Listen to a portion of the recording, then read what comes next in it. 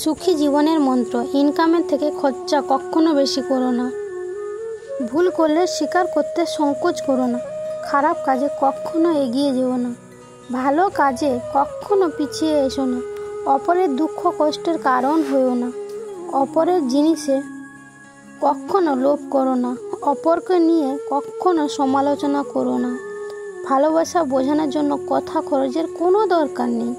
যে বোঝার সে চোখ দেখলেই বুঝবে, আর যে না বোঝার তার জন্য জীবন দিলেও বুঝবে না। ভুল করতে সময় লাগে না, সময় লাগে ভুল শোধরাতে। বদলে যাইনি, আগের মতোই আছি। পার্থক্য একটাই, আগে অন্ধ ছিলাম, এখন দেখতে শিখেছি। খুব সুন্দর ফুলে যেমন ভ্রমণের আক্রমণ বেশি হয়, তেমনি বেশি সুন্দরী মহিলাকে বিয়ে করবেন না। বিয়ের পরবর্তীতে তারা নিজেকে চাইলেও ঠিক রাখতে পারেন না। নিজেকে পরকীয়ায় জড়িয়ে পড়ার সম্ভাবনা বেড়ে যায়। তাই সুন্দর মনের দিকে নজর দিন। আমার নীরবতা যদি তুমি অস্থিরতা অনুভব না করো, তাহলে তুমি আমায় কখনোই ভালোবাসোনি। জীবনে একটা বিচ্ছেদের গল্প থাকা ভালো, নয়তো পূর্ণতার স্বাদ বুঝবে কি করে। ভালোবাসার কষ্টের চাইতে পরিবারের মানসিক কষ্টের যন্ত্রণা দ্বিগুণ। ভালোবাসার কষ্ট সবার কাছে শেয়ার করা যায়, কিন্তু পারিবারিক মানসিক কষ্টের কথা ইচ্ছে হলেও কাউকে বলা যায় না। মানুষ সব পারে, কিন্তু মানসিক অশান্তি থেকে পালাতে পারে না। সংসারে কাজ করে মেয়েরা ক্লান্ত হয় না, ক্লান্ত হয় তখন যখন শুনতে হয় সারাদিন কি করো। শ্রদ্ধা করলে কেউ ছোট হয়ে যায় না, আর ঘৃণা করলে কেউ বড় হতে পারে না। যত বড় হবে তত বুঝতে পারবে পৃথিবীতে প্রয়োজন ছাড়া কেউ আপন হয় না।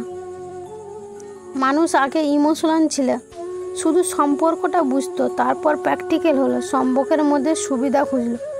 আর এখন মানুষ প্রফেশনাল হয়ে সুবিধাই দেখে সম্পর্ক করে।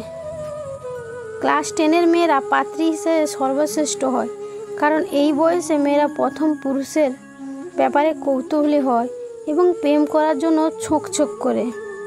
বিয়ের পর হাতের কাছে স্বামীকে পায় বলে প্রথম প্রেমটা স্বামীর সঙ্গে হয়, আর এই প্রেম দীর্ঘস্থায়ী হয়। এমন একজনকে বিয়ে করুন যে আপনার কাছে টাকার হিসেব নয়, বরং প্রতিদিন ভালো কাজের হিসেব চাইবে। তোমাকে ছেড়ে দেওয়ার সাধ্য আমার নেই, কারণ আমি তোমাকে ভীষণ ভালোবাসি। আর তোমাকে ধরে রাখারও কোনো উপায় আমার জানা নেই, কারণ বাস্তবতার কাছে আমি বড়ই অসহায়। কারো সামান্য একটা মেসেজ যদি তোমার মন ভালো করে দেয়, তাহলে জেনে রাখো কোনো একদিন তার সামান্য একটু অবহেলাতেও তুমি আকাশ সমান কষ্ট পাবে। নিজের জন্য একটু স্বার্থপর হওয়া ভালো, কারণ নিজের ভালোর জন্য অন্য কেউ, নিজের ভালো নিজেকেই ভাবতে হবে। দারিদ্র্য নিয়ে ভাবে অনেক, কিন্তু তাদের জন্য অল্প সংখ্যক লোকই কিছু করে।